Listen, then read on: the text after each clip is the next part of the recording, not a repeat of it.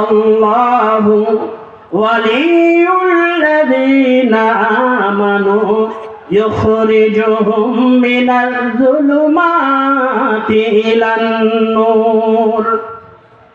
যারা ঈমানওয়ালা, যারা কালমাওয়ালা, ঈমান এনেছে যারা, কালমা পড়েছে যারা, আল্লাহকে দেখে নাই, রাসূলকে দেখে নাই, ফেরেশতা দেখে নাই, জান্নাত জাহান্নাম দেখে নাই, এরপরেও যারা ঈমান আনলো, আমার আল্লাহ তাআলা বলেন, দুনিয়ার মানুষ শোনো, তাদের কোনো টেনশন নাই, আমি রব্বুল আলামিন তাদের অভিভাবক হয়ে গেলাম। আল্লাহ যদি আমাদের অভিভাবক হয়, আমাদের কোনো টেনশন আছে? চিন্তার কোনো কারণ আছে? চিন্তার কোনো কারণ থাকতে পারে না। আমার ভাইয়েরা, আপনাকে যদি কেউ হাত পা বেঁধে ফালায়ও রাখে, রিজিক দিবেন কে? খাদ্য দিবেন কে? আল্লাহ। আল্লাহ সুবহানাহু ওয়া তাআলা। আমার ভাইয়েরা, আল্লাহ তাআলা রাসূলের একজন জলিল কদর সাহাবী সাইয়েদনা হযরত খুয়াইব রাদিয়াল্লাহু তাআলা ঈমান আনলেন। ঈমান আনার পরে তাকে জেলখানায় বন্দী করলেন। ঈমান আনার কারণে, আল্লাহর উপরে ঈমান, রাসূলের উপরে ঈমান আনবার কারণে খুয়াইবকে জেলখানায় বন্দী করলেন।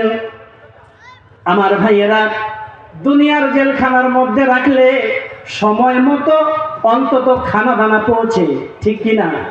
কিন্তু ওই সময়কার যারা ঈমান আনবার কারণে যাদেরকে জেলখানায় বন্দী করত, এদের খানা দানা থেকে তাদেরকে ফারাক করে দিত। তেমনি হযরতে খুয়াইব রাদিয়াল্লাহু তাআলা ওনাকে জেলখানায় রাখলেন, খানা দানা বন্ধ করে দিলেন। আমার আল্লাহ বলে, জিবরিল রে, তাড়াতাড়ি যা, জান্নাত থেকে খুয়াইবের জন্য খানা দানার ব্যবস্থা করে দে। আমার ভাইরা, দুনিয়ার মানুষ জমিনের খানা যদি বন্ধ করে দেয়, আল্লাহ তাআলা আসমানের দরজা খুলাইয়া বান্দার জন্য আসমানি খানা নাজিল করে দিবে। জেলখানায় যারা বন্দী করে রাখছে, সকালবেলা দেখে খুয়াইবের সামনে আঙ্গুরের থোকা ঝুলছে, সুবহানাল্লাহ বলেন, আপেলের থোকা ঝুলছে। আমার ভাইয়েরা, পৃথিবীতে দুইটা জায়গা, এই দুই জায়গায় মানুষ কখনো যাইতে চায় না। কয় জায়গা? দুই জায়গায় মানুষ যাইতে চায় না। এক নাম্বার জেলখানা, আরেক নাম্বার হসপিটাল। এক নাম্বার জেলখানা, আরেক নাম্বার হসপিটাল। দুনিয়ার মানুষ যতই জেলখানায় যাইতে না চাক, এরপরেও গিয়ে দেখেন জেলখানায় জায়গা নাই। আপনি যদি হাসপাতালে না যেতে চান, এরপরেও আপনি দিনাজপুর মেডিকেলে খোঁজ নিয়ে দেখেন, আজকে ভর্তি হয়ে যান, কমপক্ষে 3 দিন আপনি সিট পাবেন না। কথা ঠিক কিনা?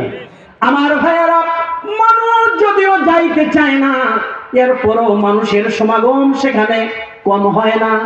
ইউসুফ নবীকে যখন জেলখানায় নিয়ে যাচ্ছিলেন, ইউসুফ নবী তখন হাসতেছিলেন, সুবহানাল্লাহ।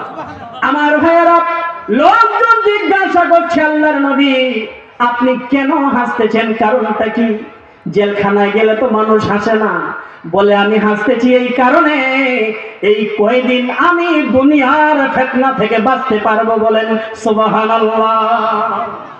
আমার ভাইয়েরা, খুয়াইবকে জেলখানা থেকে বের করে ফাঁসির কাষ্ঠের মধ্যে নিয়ে যাওয়া হলো। এরপরে তার হাত পা বাঁধলো। বাঁধার পরে খুয়াইবকে বলছে, খুয়াইব রে, একটু পরেই তোমাকে ফাঁসি দেয়া হবে। ও খুয়াইব, জেলের কয়েদি হিসাবে তোমাকে শেষ কথা বলতে চাই, তোমার জীবনে কি শেষ কোনো ইচ্ছা আছে কিনা? যদি থাকে তাহলে তুমি বলতে পারো। আমার ভাইয়েরা, খুয়াইব বলছে, আল্লাহর বান্দারা, আমার জীবনেও একটা শেষ ইচ্ছা আছে, আমারে যদি একটু সময় দেন, আমি ওযু বানাবো আর নামাজে দাঁড়াবো।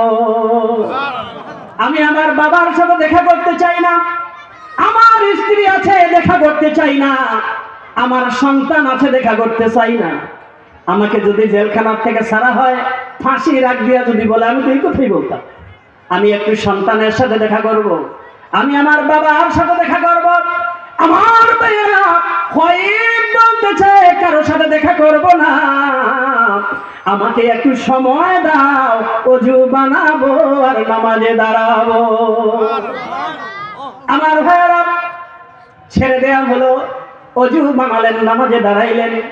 নামাজের পরে মাবুদের সম্মানে মাবুদের দরবারে প্রার্থনা করছে, আল্লাহ এটাই আমার জীবনের শেষ নামাজ ছিল, আল্লাহ আমার জীবনের শেষ নামাজটুকু তুমি কবুল করো।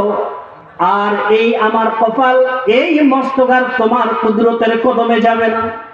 আমার জীবনের শেষ নামাজ, আর আমি নামাজের মধ্যে যে দরুদ পড়েছি, আল্লাহ আমার রাসূলের সাথে কয়েক মাস থেকে দেখা হয় না, আমার দরুদটা সোনার মদিনায় আমার রাসূলের কাছে পৌঁছায় দিও, বলেন সুবহানাল্লাহ। আমার ভাইয়েরা, আসামিকে ফাঁসির কাস্টে ঝুলাইয়া বলতেছে আরেকজন কাফের, খোয়াইব রে, এই ফাঁসির দড়িতে তোমাকে না ঝুলাইয়া যদি মুহাম্মদকে ঝুলাইতে পারতাম আরো বেশি মজা হইতো, বলুন নাউযুবিল্লাহ। খোয়াইব মুখের মধ্যে কিছু থুথু জমাইলেন, জমানোর পরে ওই ইহুদির দিকে খ্রিস্টানের দিকে থুথু মেরে দিলেন। আল্লাহ তাআলার আরশ পর্যন্ত অনেক ভালো লেগেছে খোয়াইবের এই ব্যবহার, বলেন না সুবহানাল্লাহ। আমার ভাইয়েরা, আল্লাহ তাআলার রাসূলের জলিল কদর সাহাবী হযরত খোয়াইব রাদিয়াল্লাহু তাআলা থুথু দিলেন কেন? বিশাল বড় একটা তলোয়ার দিয়ে এক চোটে তার ডান হাত কর্তন করে দেয়া হলো, আরেক চোটে তার বাম হাত কর্তন করে দেয়া হলো। খোয়াইব জোরে জোরে হাসতেছে, বলেন সুবহানাল্লাহ।